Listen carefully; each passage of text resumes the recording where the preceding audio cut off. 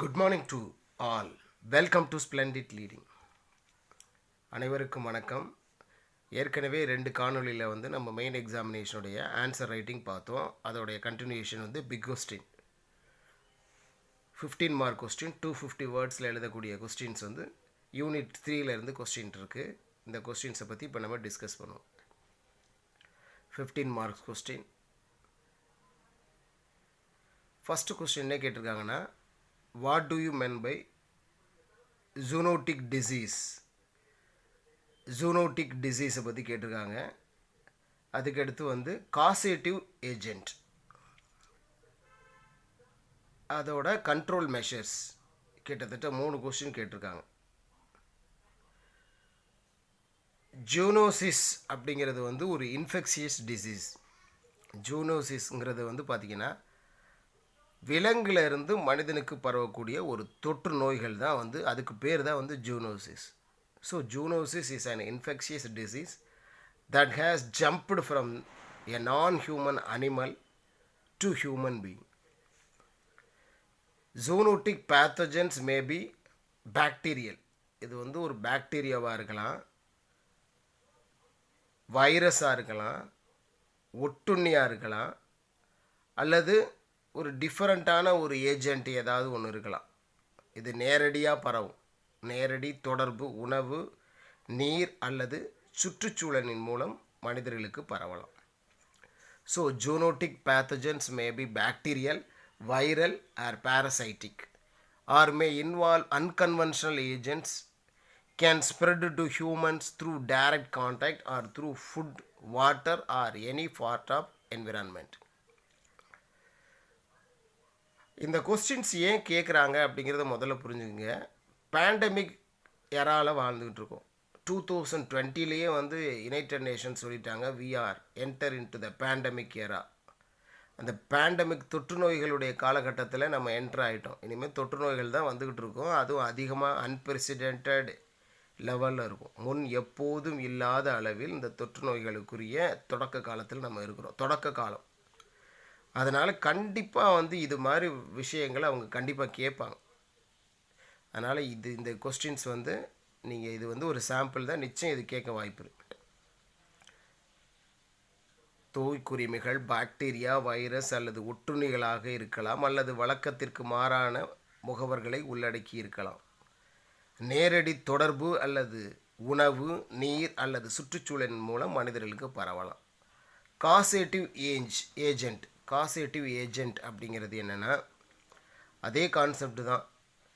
Virus, bacteria, பூஞ்சை, ஒட்டுண்ணி முகவர் அல்லது நுண்ணுயிர்கள் நேரடியாகவோ அல்லது மறைமுகமாகவோ ஏற்படுத்தக்கூடிய ஒரு நோய் தான் அந்த உயிரினம் தான் causative agent. Causative agent means any virus, bacterium, fungus, parasitic agent or microorganism which is directly or indirectly responsible for causing the applicable diseases.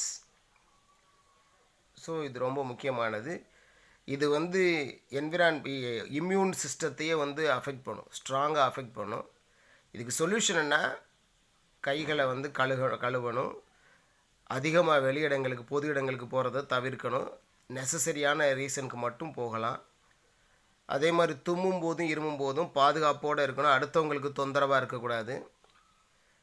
நம்ம வாழக்கூடிய பகுதிகள், வீட்டில் புழங்கக்கூடிய இடங்களை சுத்தமாக வச்சுக்கிறணும், வென்டிலேட்டடாக இருக்கணும், ஃபுட் சேஃப்டி மெயின்டைன் பண்ணணும். இதுதான் இது நம்ம கொரோனா காலகட்டத்தில் நம்மளுக்கு வாஷிங் ஹேண்ட்ஸுங்கிறது ஒரு இயக்கம் மாதிரி நம்ம ஃபாலோ பண்ணோம். அதுக்கப்புறம் கை கழுவுறதை மறந்துட்டோம்.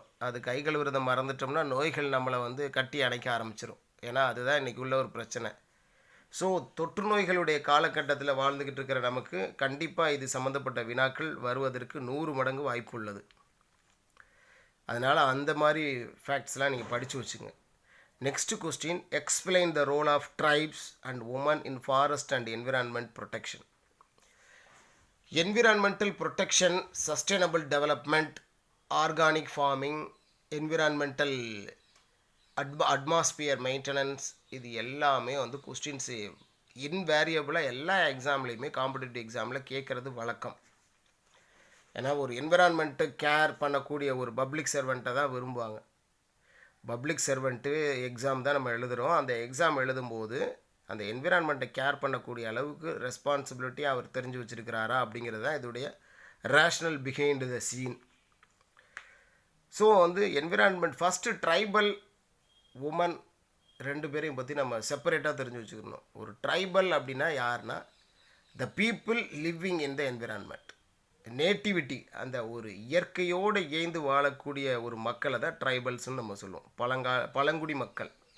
தமிழில் சங்ககால இலக்கியத்தில் வந்து நம்ம தமிழில் படிக்கும்போது இயற்கையோடு இயைந்து வாழ்ந்தார்கள் அப்படின்னு நம்ம படிச்சிருக்கோம். அந்த சங்ககால மனிதர்கள் போல் வாழக்கூடிய ஒரு அற்புதமான மனிதர்கள் தான் பழங்குடி மனிதர்கள், பழங்குடி வாழ் மக்கள், பழங்குடி மக்கள், ஷெட்யூல்டு ட்ரைப்ஸ் அப்படின்னு நம்ம சொல்லுவோம்.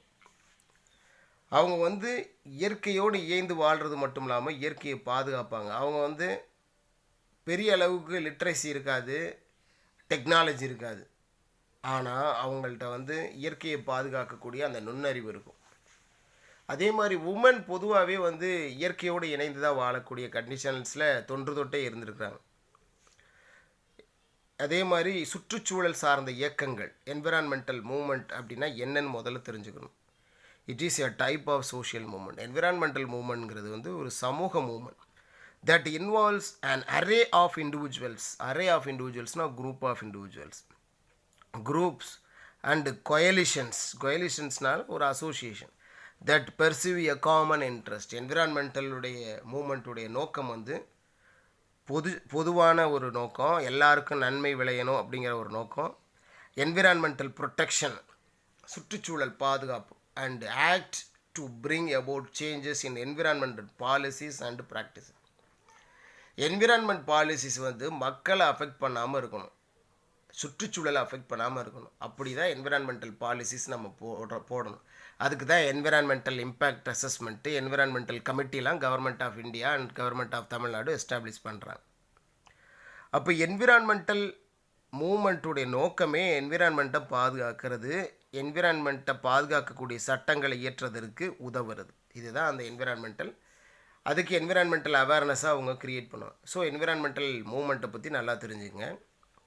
அதே மாதிரி உமனை பற்றி தெரிஞ்சுக்கணும். Women give greater priority to protection of environment and improvement of environmental and nature. அவங்க இயற்கையோட பாதுகாக்கக்கூடிய பண்புகள் உள்ளவங்க. அவங்க ஹியூமன் நேச்சர், அதாவது ஒரு திங்கர் கூட சொல்லுவார், சயின்டிஸ்ட் சொல்லுவார், சொசைட்டி உருவாக்குறது வந்து உமன் ஒரு மேல் உருவாகிறது வந்து அவன் தன்னிச்சையாக உருவாகுவான, ஆனால் ஒரு ஃபீமேலை உருவாக்குறதே சொசைட்டி தானே. அப்போ சமூகத்துடைய பாதுகாக்கிறது மட்டும் இல்லாமல் என்விரான்மெண்ட்டை பாதுகாக்கக்கூடிய நேச்சராக இருக்கிறவங்க தான் பெண்கள். அதுவும் ட்ரைபல் உமன் அப்படிங்கிறவங்க வந்து இயற்கையோடு இயைந்து வாழக்கூடிய வாய்ப்புகள் அதிகமாக இருக்கிறவங்க. அவங்களுக்கு இயற்கைனா அவங்களுக்கு ரொம்ப பிடிக்கும், அது வாழ்வாதாரம் அதிலிருந்து தான் அவங்க ரிசீவ் பண்ணுறாங்க. இன்றைக்குமே அது நடக்குது. Women do the planting, weeding and harvesting. அவங்க தான் பயிரிடுறாங்க, களை எடுக்கிறாங்க, பாதுகாக்கிறாங்க, அறுவடை செய்கிறாங்க. மேக்ஸிமம் உமன் தான் இந்த மாதிரி ரோலில் இல்லை. அவங்களுக்கு இயற்கையை பாதுகாக்கிறது அவங்களுடைய வே ஆஃப் லைஃபாகவே இருக்கும், அது நம்ம உணர முடியும். And are the keepers of biodiversity. அந்த உயிரினங்கள், பல் உயிரினங்களை பாதுகாக்கக்கூடிய தன்மை அவங்களுக்கு இயல்பாகவே இருக்குது. Women are the more concerned with the immediate local micro levels of everyday life and hence feel the impact of the degraded environment. Environment degrade ஆகுச்சுன்னா அவங்க பாதிக்கப்படுறது அவங்க தான் மெயினாக. Women in India are largely visible in the movements against deforestation and in conserving the water. ஒரு வீட்டில் சண்டை நடந்துச்சுனாலே தட்டி கேட்குறது வந்து, பக்கத்து வீட்டில் சண்டை நடந்துச்சுன்னா பெண்கள் தான் போய் நிற்பாங்க. ஆண்கள் வந்து நமக்கு எதுக்கு பொல்லாப்புன்னு சொல்லி ஒதுங்கி ஓடுவாங்க. அதுதான் வந்து பொதுவாக பெண்களுடைய இயல்பு. அதே தான் வந்து நாட்டுக்கும் ஒரு இயற்கையை அழிக்கக்கூடிய என்விரான்மெண்டல் பாலிசிஸோ அல்லது ஒரு மரங்கள் காடுகளை அழிக்கக்கூடிய ஒரு சூழல் நிலவுதுன்னா அது முதல்ல தட்டி கேட்குறது பெண்கள் தான். இது வந்து நம்ம எல்லா வீடுகள்லையுமே நம்மளால் எக்ஸ்பீரியன்ஸ் பண்ண முடியும். த இண்டிஜினியஸ் பீப்புள்னால் ஒரு குறிப்பிட்ட பகுதிகளில் வாழக்கூடிய ஒரு பூர்வக்குடி மக்கள். இண்டிஜினியஸ் பாப்புலேஷனாக ஒரு குறிப்பிட்ட ரீஜன்லேயோ ஒரு நாட்டிலையோ வாழக்கூடியவங்க. The indigenous people follow forestry management practices. காடுகளை பாதுகாக்கக்கூடிய பழக்கங்கள் அவங்கள்ட்ட இருக்கும். சச்சஸ் அசிஸ்டட் ஃபாரஸ்ட்டு ரீஜெனரேஷன், காடுகளை மீட்டுருவாக்கம் பண்ணுறது அவங்க தான். செலக்டிவ் ஹார்வெஸ்டிங் அண்ட் ரீஃபாரஸ்டிங், ஃபாரஸ்ட்டை உருவாக்குறது, மீட்டு உருவாக்கம் பண்ணுறது, மறுபடியும் ஃபாரஸ்ட்டை உருவாக்குறது.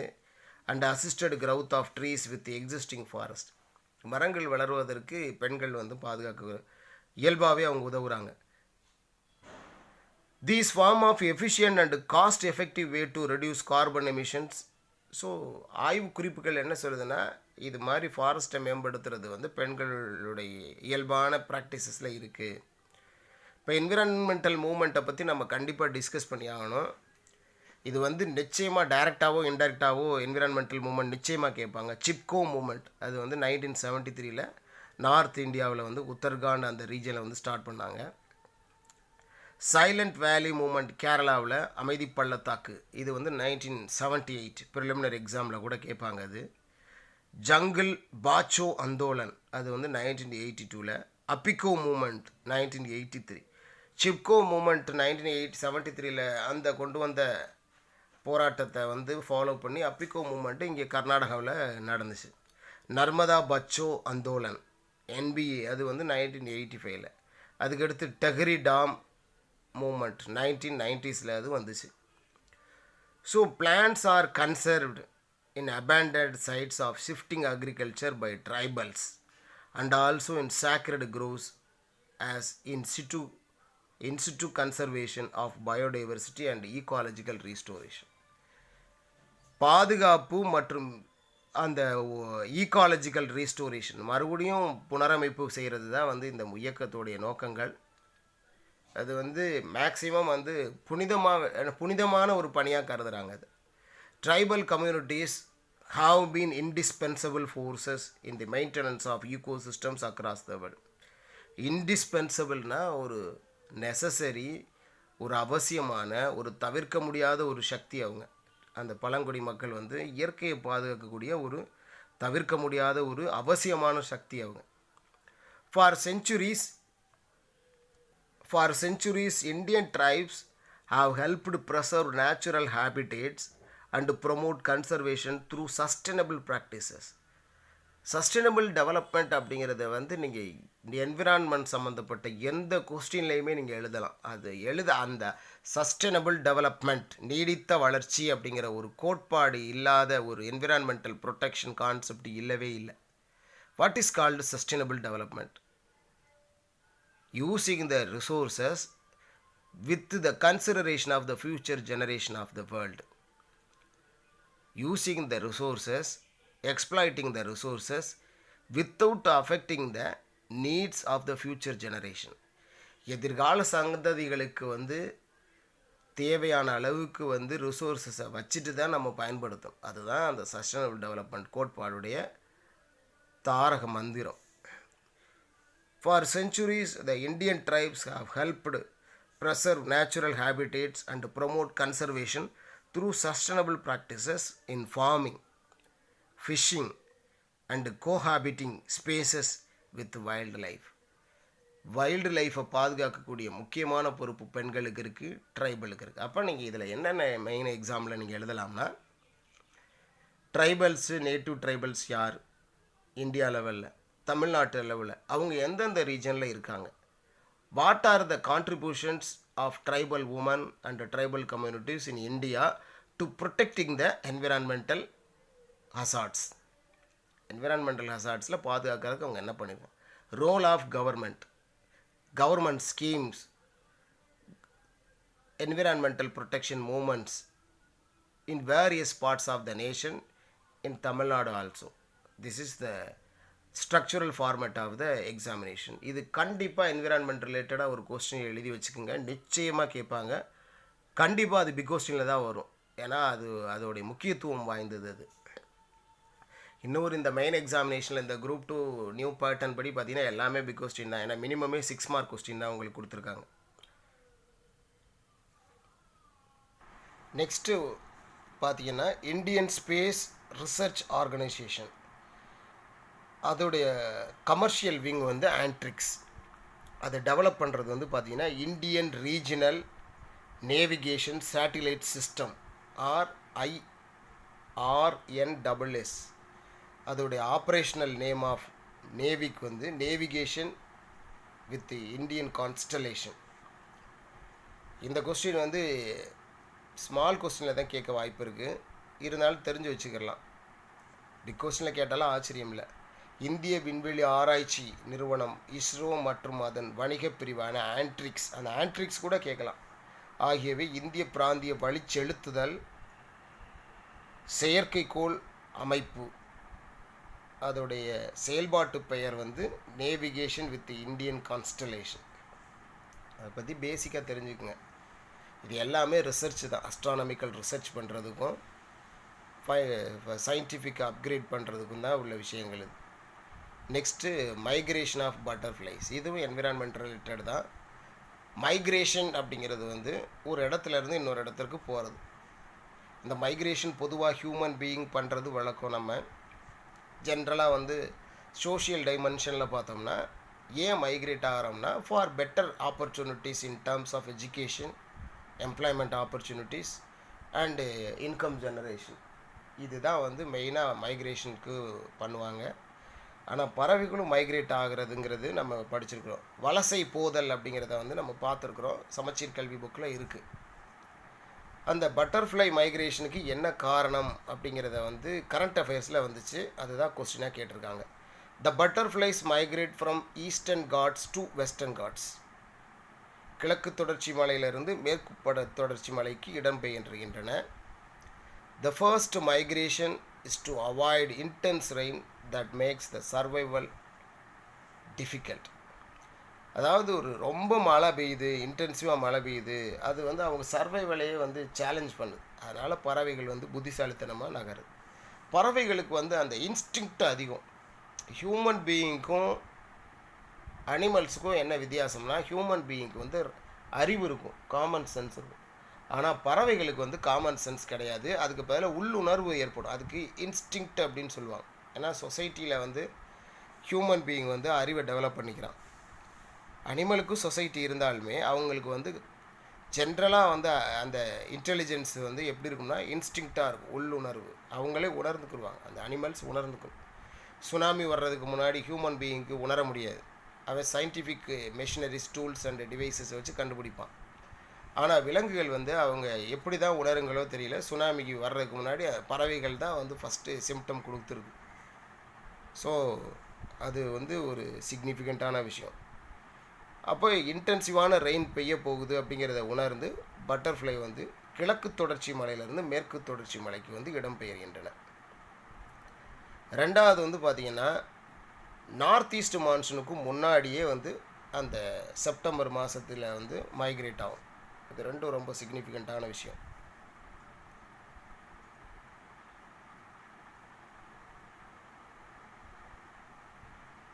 To avoid the inclement weather conditions வந்து சேஞ்ச் ஆகிறது. Butterfly start their first migration in May and June.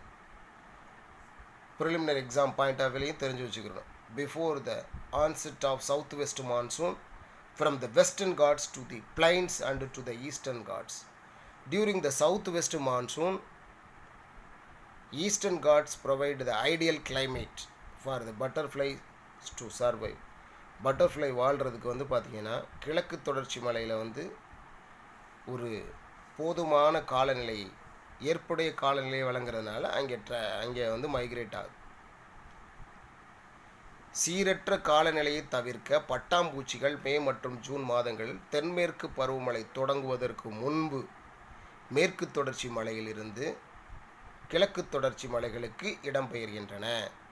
தென்மேற்கு பருவமழையின் போதும் கிழக்கு தொடர்ச்சி மலையில் பட்டாம்பூச்சிகள் உயிர் வாழ்வதற்கு ஏற்ற காலநிலையை வழங்குகிறது.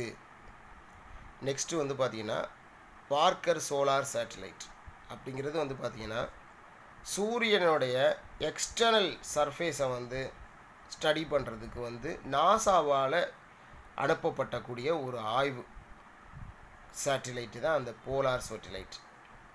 த Parker solar satellite probe is a NASA space probe ப்ரோப்னா ஆராய்ச்சி பண்ணுறது, launched in 2018 with the mission of making observations of the outer corona of the sun.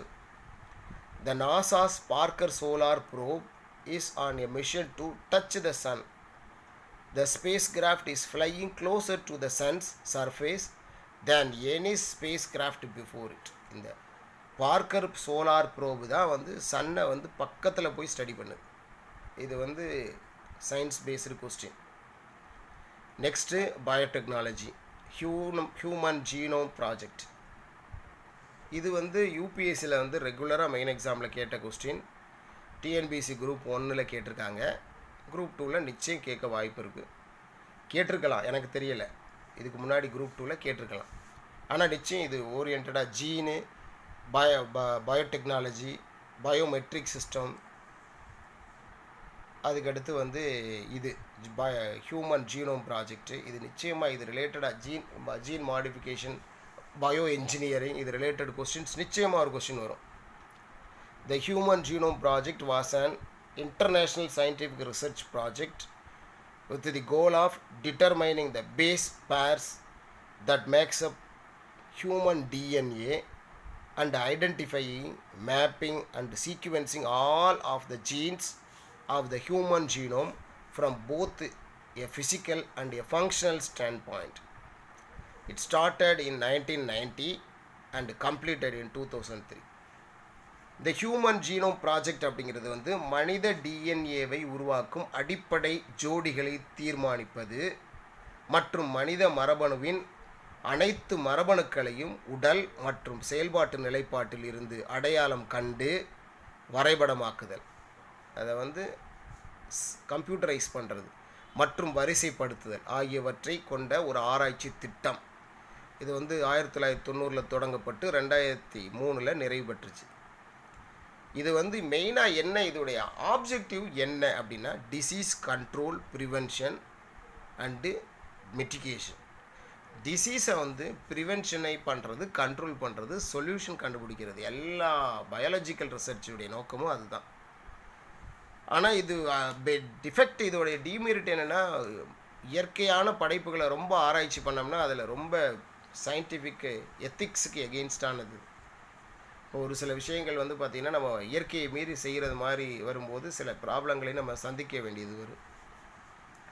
அதே மாதிரி செலக்டிவ் ஆன ப்ரீடு மட்டும் ப்ரொமோட் பண்ணக்கூடிய ஒரு த்ரெட் இருக்குது. ஒரு குறிப்பிட்ட ஜீனை மட்டும் நம்ம ஃபோக்கஸ் பண்ணுறது, மற்ற வெரைட்டியை வந்து நம்ம இக்னோர் பண்ணுறது தான் அந்த பயாலஜிக்கல் ரிசர்ச்சு, பயோடெக்னாலஜிக்கல் ரிசர்ச்சில் உள்ள த்ரெட்டு. ஸோ இது ரொம்ப முக்கியமானது. நெக்ஸ்ட்டு வந்து பார்த்திங்கன்னா semi autonomous cell organelles, chloroplast and mitochondria, அதுதான் வந்து செமி அட்டானமஸ் ஆர்கனலஸ் அப்படின்னு சொல்கிறோம். Because they have their own genetic material, DNA material and capable of synthesising proteins required for their function. அதோட செயல்பாட்டுக்கு தேவையான புரதங்களை ஒருங்கிணைக்கிறது அதுவே பண்ணக்கூடிய அளவுக்கு கேபபிளாக இருக்கிறனால குளோரோபிளாஸ்ட்டையும் மைட்டோகாண்ட்ரியாவையும் வந்து நம்ம செமி அட்டானமஸ் ஆர்கனலஸ் அப்படின்னு சொல்கிறோம். இது நிச்சயமாக ஒரு முக்கியமான கொஸ்டின் தான் அது. குளோரோபிளாஸ்ட் மற்றும் மைட்டோகாண்ட்ரியா அரை தன்னாட்சி உறுப்புகள் என வழங்கப்படுகின்றன. ஏனெனில் அவை அவற்றின் சொந்த மரபணு பொருள் டிஎன்ஏ மற்றும் அவற்றின் செயல்பாட்டிற்கு தேவையான புரதங்களை ஒருங்கிணைக்கும் திறன் கொண்டவை. நெக்ஸ்ட்டு வந்து Indian polity question, functions of a district collector. கலெக்டருடைய வேலை தான் என்ன அப்படிங்கிறத தெரிஞ்சுக்கிறணும். இது நம்மளுக்கு வந்து ஒரு பப்ளிக் அட்மினிஸ்ட்ரேஷனில் நம்ம ஒர்க் பண்ண போகிறோம், ஒரு சிவில் சர்வெண்ட்டாக ஒர்க் பண்ண போகிறோம்னா இதை நம்ம தெரிஞ்சுருக்கணும் கண்டிப்பாக. சிவில் சர்வெண்ட்டாக நீங்கள் ஐஏஎஸ் மட்டும் நினச்சிக்கிறாங்க, குரூப் 2ல் குரூப் 4ல் வேலை பார்க்குறவர் கூட ஒரு சிவில் சர்வெண்ட்டு தான். குடிமைப் பணிகளில் ஒரு அங்கம் தான் வந்து விஓஓ பணியே. அதனால் எல்லாருமே இது தெரிஞ்சுக்கிறணும். சிவில் சர்வெண்ட்டுனா ஏதோ ஒரு டாப் லெவல் ஐஏஎஸ் ஆஃபீஸர்ஸ் மட்டும்தான் சிவில் சர்வெண்ட்டுன்னு அர்த்தம் கிடையாது. ஒரு சாதாரண குரூப் 2, குரூப் 4 ஆஃபீஸர்ஸும் அவங்க சிவில் சர்வெண்ட்டு தான். குடிமைப் பணி தேர்வுகள் நடத்தக்கூடிய அனைத்து அதிகாரிகளுமே அவங்க தான். So collector is responsible for the collection of land revenue collect பண்ணுறாரு. Other kinds of government taxes, fees and all dues recoverable as arrears of land revenue பிரிட்டிஷ்காரன் அந்த ஐசிஎஸ் இந்தியன் சிவில் சர்வீசஸ்னு ஒரு பதவியை கொண்டு வந்ததுக்கு காரணமே என்னது? வசூல் ராஜாக்கள் தான். லேண்டு டேக்ஸு, அதுக்கு அடுத்து தான் அவங்க மற்ற வேலைகள்லாம் கொண்டு வந்தாங்க. Law and order, district magistrate எல்லாமே. He is responsible for ensuring the maintenance of accurate and up-to-date records of rights as regards the land. Land record சம்மந்தப்பட்ட டீட்டெயில்ஸ் ரொம்ப முக்கியமானது. ஏற்கனவே நம்ம பார்த்தோம். லேண்டு பிளானிங் அப்படிங்கிறது இந்த டிஎன்பிஎஸ்சி குரூப் 2 மாடல் எக்ஸாமில் கேட்டிருக்காங்க, தமிழ்நாடு பப்ளிக் சர்வீஸ் கமிஷன். அதே மாதிரி கலெக்டருடைய வேலையே லேண்ட் ரெக்கார்ட் மெயின்டெனன்ஸில் ரொம்ப முக்கியமானது. அவர் தான் அந்த டேட்டா கொடுக்க முடியும். The district collector or the district magistrate, அஃபிஷியலாக டிஸ்ட்ரிக்ட் மேஜிஸ்ட்ரேட்னு கூட சொல்லுவாங்க. இன்னும் டிஸ்ட்ரிக்ட் மேஜிஸ்ட்ரேட்னு சில ஸ்டேட்ஸில் நார்த் இந்தியாவில் வழங்குறாங்க. R is incharge of the administration of a district, நிர்வாகம், மாவட்ட நிர்வாகம். த மெம்பர் ஆஃப் ஐஏஎஸ், அவர் வந்து ஐஏஎஸாகவும் இருப்பாங்க. Conferred ஐஏஎஸாகவும் public service, Tamil Nadu public சர்வீஸில் குரூப் 1 ஆஃபீஸர் ப்ரொமோட்டட் ஆவாங்க, conferred IAS.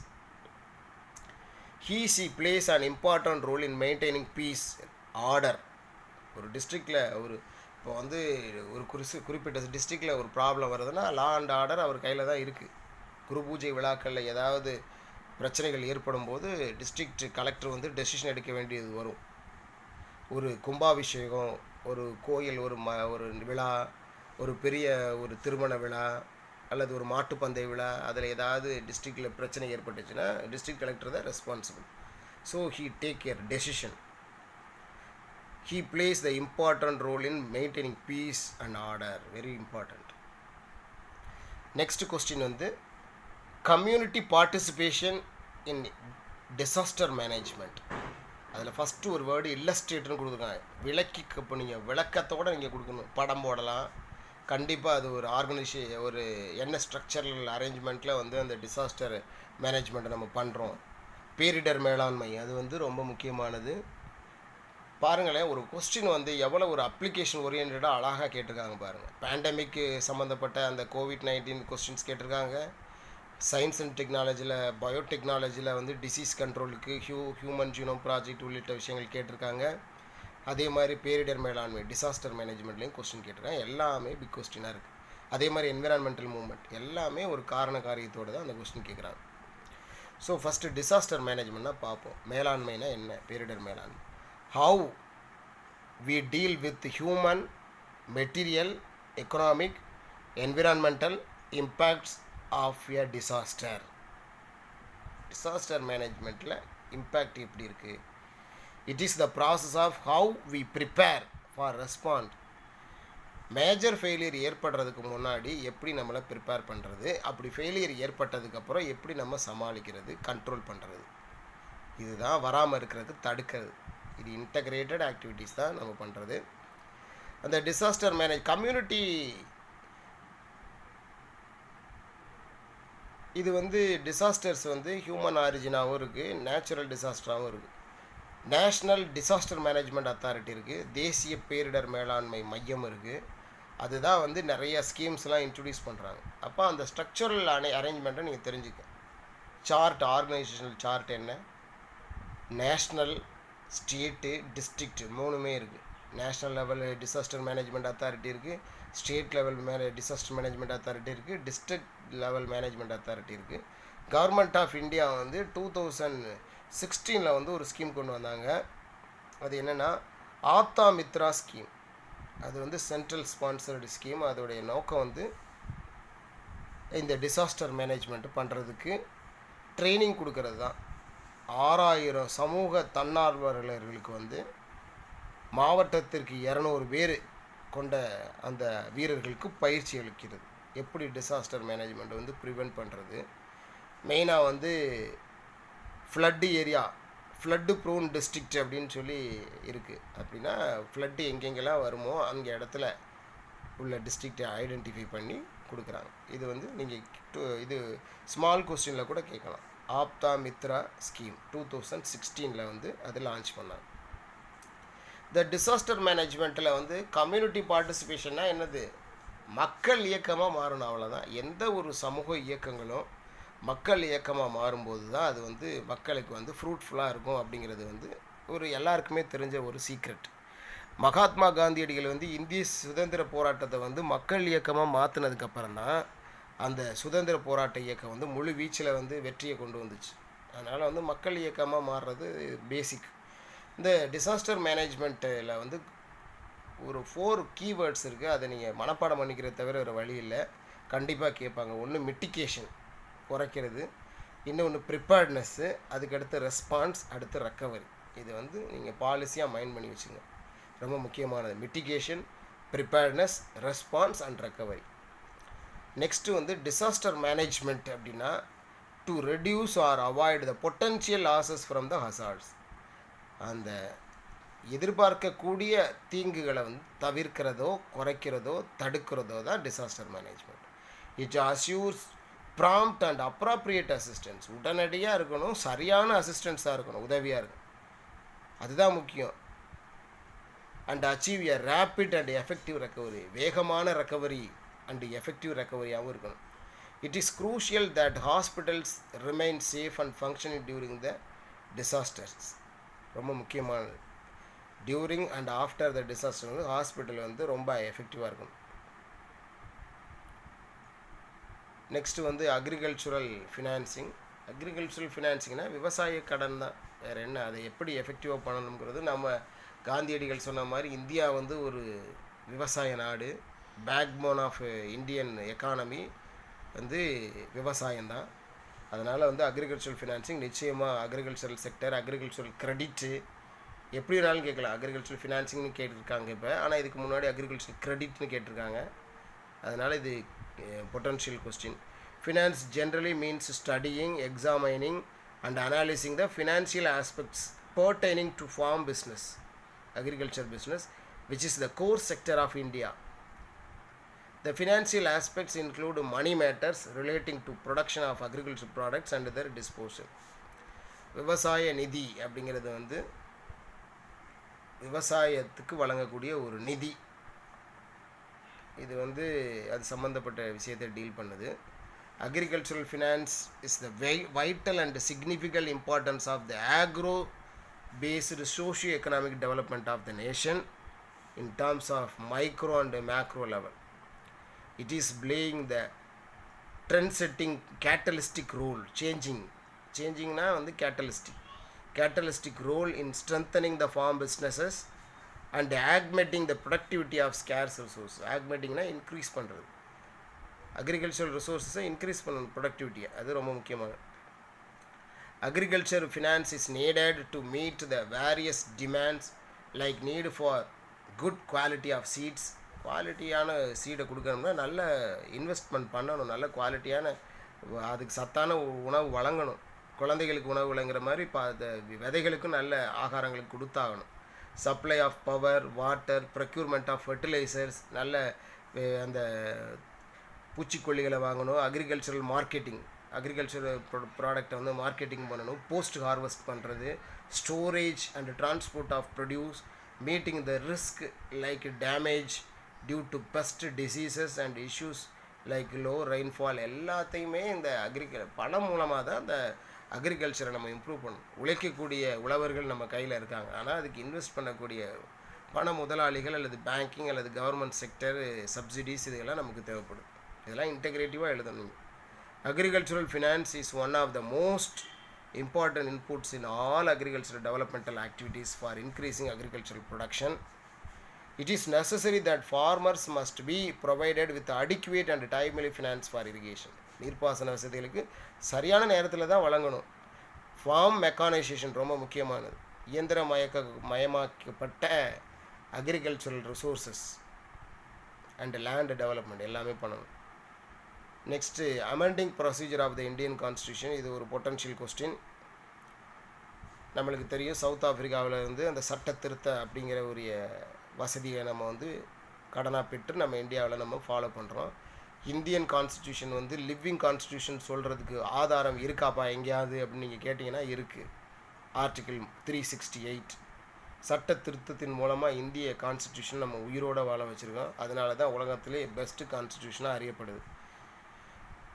A constitutional amendment is a modification of the constitution of a polity, organization and any other type of Indian constitutional structure.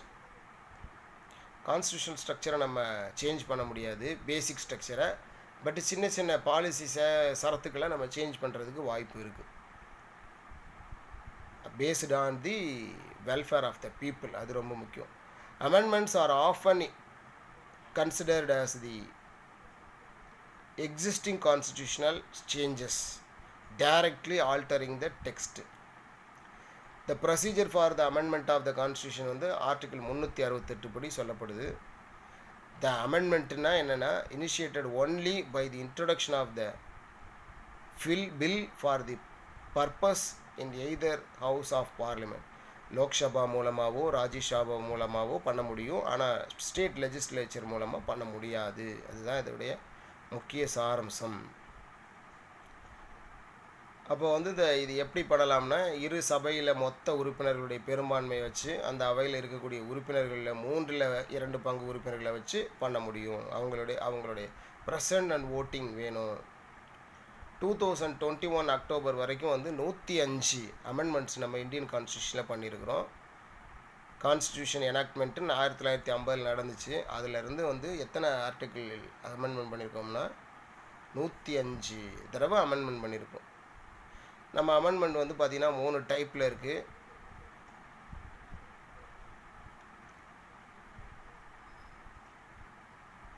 இதெல்லாம் வந்து பேசிக்கான விஷயங்கள் நம்மளுக்கு சொல்லப்பட்டிருக்கு.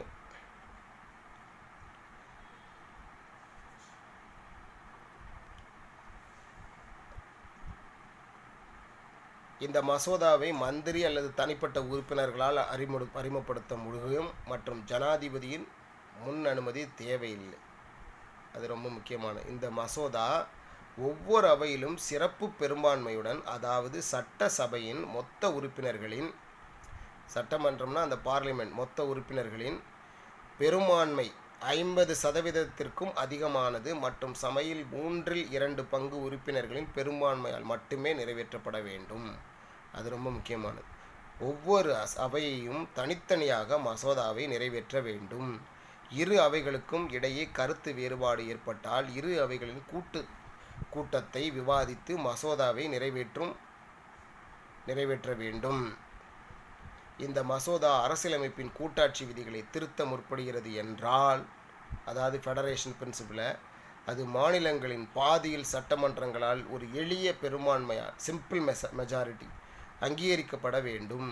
அதாவது சபையின் பெரும்பான்மை உறுப்பினர்களால் வாக்களிக்கப்பட வேண்டும். நாடாளுமன்றத்தின் இரு அவைகளாலும் முறையாக நிறைவேற்றப்பட்டு மாநில சட்டமன்றங்களால் ஒப்புதல் அளிக்கப்பட்ட பிறகு தேவைப்பட்டால் மசோதா குடியரசுத் தலைவரின் ஒப்புதலுக்கு சமர்ப்பிக்கப்படுகிறது. இந்த மசோதாவுக்கு ஜனாதிபதி ஒப்புதல் அளிக்க வேண்டும். அவர் மசோதாவுக்கு தனது ஒப்புதலை தடுக்கவோ அல்லது நாடாளுமன்றத்தின் மறுசீலனைக்கான மசோதாவை திரும்ப பெறவோ இயலாது. ஜனாதிபதியின் ஒப்புதலுக்கு பிறகு மசோதா ஒரு சட்டமாக மாறும். அதாவது அரசியலமைப்பு சட்ட திருத்தம், கான்ஸ்டிடியூஷனல் அமெண்ட்மெண்ட், லா ஆக்ட் மற்றும் சட்டத்தின் விதிமுறைகளுக்கு ஏற்ப அரசியலமைப்பு திருத்தம் செய்யப்படுகிறது. இதுதான் ப்ரொசீஜர். அதுக்கடுத்து ஆர்ச்சியாலஜிக்கல் எக்ஸ்கவேஷன்ஸ் ஆஃப் தமிழ்நாடு. இது வந்து ரொம்ப முக்கியமானது. நிச்சயமாக கேட்கலாம். ஏன்னா தமிழர்களுடைய பெருமைகளை பேசக்கூடிய ஒரு ஆதாரம், துல்லியல் ஆதாரம் நமக்கு கிடைக்குது.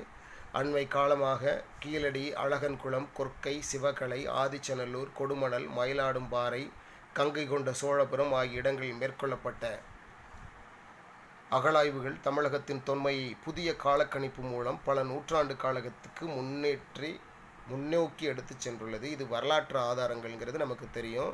ஆனால் இது சயின்டிஃபிக் எவிடன்ஸ் மூலமாக நிரூபிக்கப்படுது. கீழடி அகழாய்வு மற்றும் அகழாய்வுகளுக்கு முன்னோடியாக திகழ்கிறது. இதுவரை கங்கை சமவெளியில் கிமு 6ஆம் நூற்றாண்டில் இருந்த நகரமயமாக்கம், அதாவது அர்பனைசேஷன் தமிழ்நாட்டில் இல்லை என்றும் பிராமி எழுத்து மௌரியர் தோற்றுவித்தது என்றும் கருதுகோள்கள் நிலவின. ஆனால் அத்தகைய கருதுகோள்களுக்கு அறிவியல் பூர்வமாக விடை கிடைத்துள்ளது. கீழடி அகழாய்வு இது நமது சிறப்பு, நமது பெருமை.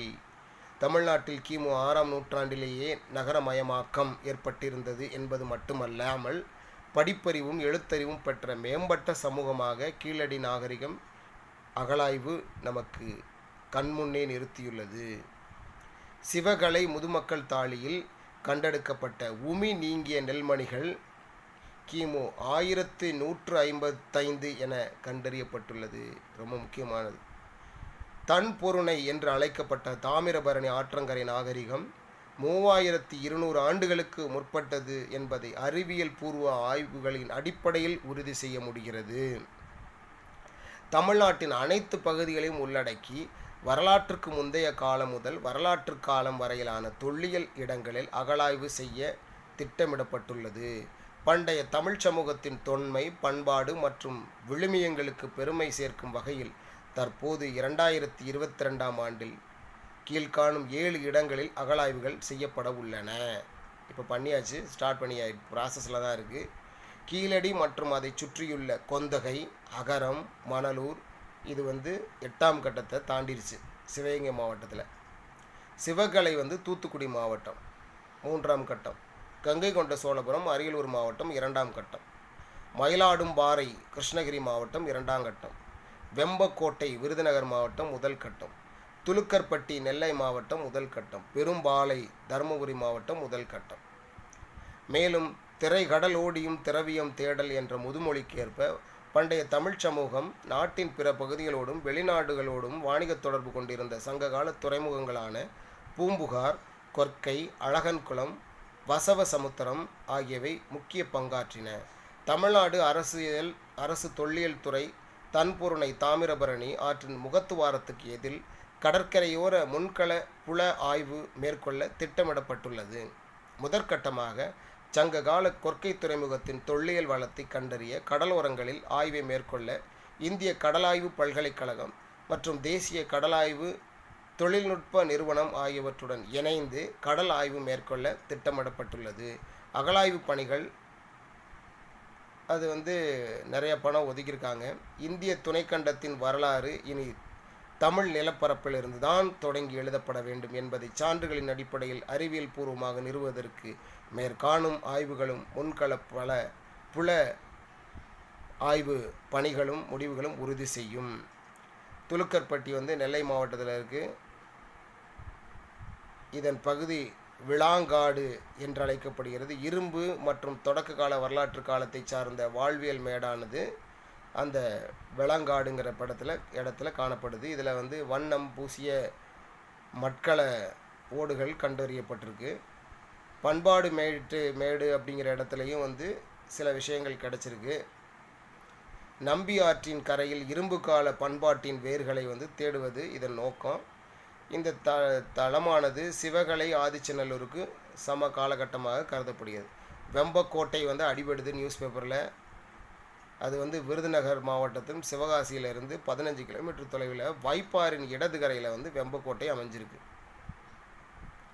மேட்டுக்காடு என்றும் உச்சிக்காடும் என்றும் இது அழைக்கப்படுகிறது.